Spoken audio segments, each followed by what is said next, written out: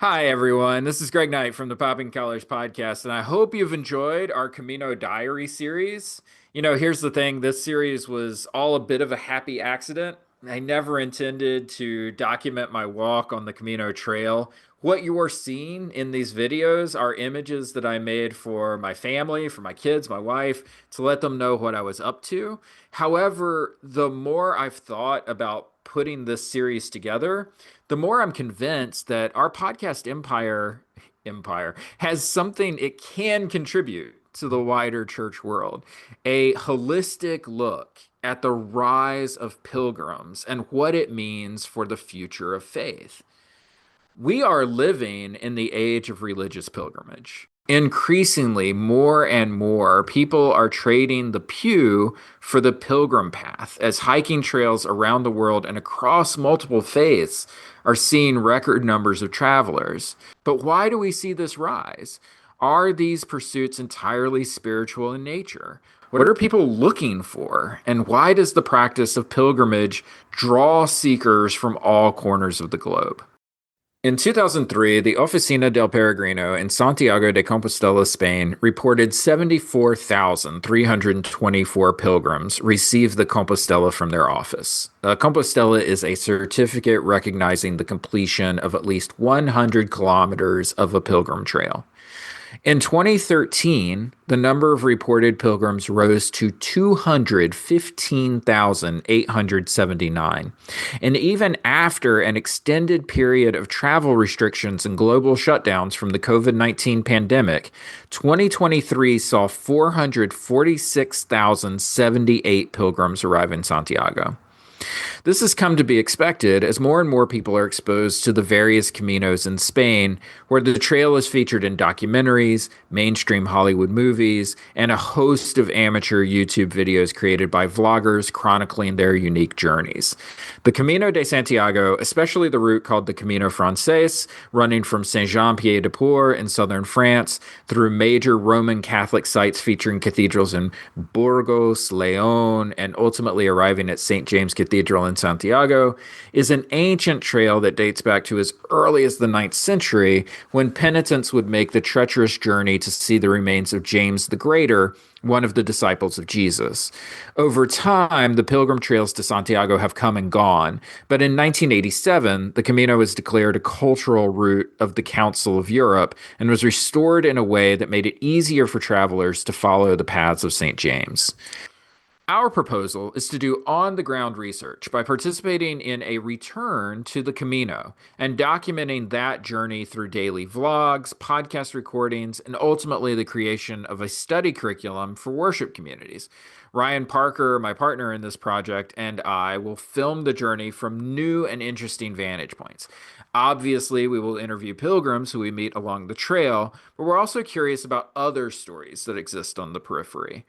What is the capacity for lodging and food if the numbers of pilgrims continue to rise?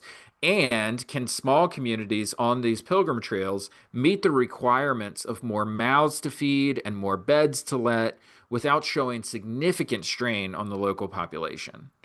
We're also currently interviewing experts in the world of organizing and planning pilgrim journeys, including the board president of the Anglican Pilgrim Center in Santiago and the executive director of Wonder Voyage, a private company based out of Texas, who have been leading church pilgrimage groups for over 25 years. Finally, we would seek to explore the most important question, the question that I've been actively working to answer for a decade. What wisdom can Christian communities glean from the lessons of pilgrimage? And is there a way to bridge the gap between the increasing number of traveling seekers and the decreasing number of religious worship participants at home? Here's the deal. Our goal with our content creation is to explore and tell people's stories. I'm so curious why people are wandering into the wilderness of the world looking for spiritual insight and healing. I'm convinced that the soaring numbers of religious pilgrims is directly related to human beings being hardwired for epic narratives. We want to be part of a larger story. We're made for them. That's been true since the story of the patriarchs in Genesis. By engaging people's stories, we learn more about who we all are as the body of Christ. I've had the benefit of leading multiple pilgrimage hikes with high school youth during my tenure as a religious educator. One of the standout benefits of having these experiences as part of our young people's formation is experiencing the stories of believers around the globe. One of the key takeaways that our young people always share is the sense that they are not alone in their questions about faith and life. Walking a difficult road with Australians, South Koreans, Eastern Europeans, Canadians, Brazilians, South Africans, and so many more reinforces the important qualities that we all share as human beings. Our project would take this to a larger scale. By sharing faith stories from various trails, we find mirrors of our own stories and ways to better understand a simple fact of faith that God never leaves us alone. And of course, one of the added benefits of this project would be for the spiritually curious and adventurous. Many people are just physically unable to walk a hiking trail for 35 to 50 days, even more unable to take 35 to 50 days off work or away from family. This resource would give people the opportunity to be virtual pilgrims, walking the trail with Ryan and me, experiencing what we see, learning the lessons that we hear, living in the greater world that's just out of reach. Also, we're looking to inspire folks with this project. For every person that thinks they can't do it, we want to show that they can. For each journey, we would create a series of up to 15 standalone lessons with video elements, podcast conversation interview, and travel logs with study questions that explore an aspect of faith that is directly addressed through the act of pilgrimage, from joy and awe to guilt and shame, from challenge and adversity to hope and deliverance. Participants will be immersed in the world of the pilgrim without having to experience a single blister. So how can you help? We'll shortly be firing up a Kickstarter campaign that you'll be able to contribute to on our website, poppingcollegepodcast.com. That campaign comes with rewards based on giving tiers. In addition to crowdfunding, we are currently in the process of writing approximately 1 billion grants to help fund the costs of 4K recording equipment, digital storage, and all the other items we're going to need to make the best, most high resolution content possible.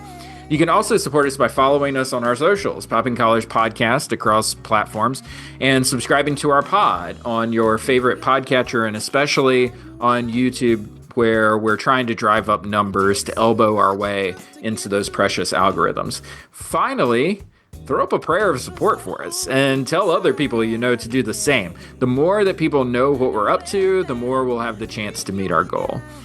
This is just the first step in a massive journey, and I can't wait to show you all where we go.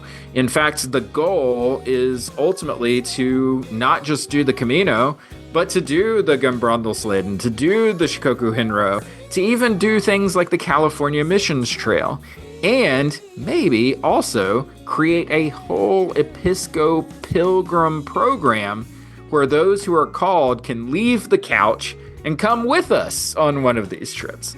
That's a hope for the future, but it starts with the work we put in today. So thank you for your support of the PC Pilgrimage Project. Thanks for watching the Camino Diary series, and thanks for keeping those collars popped as we attempt to walk around the world.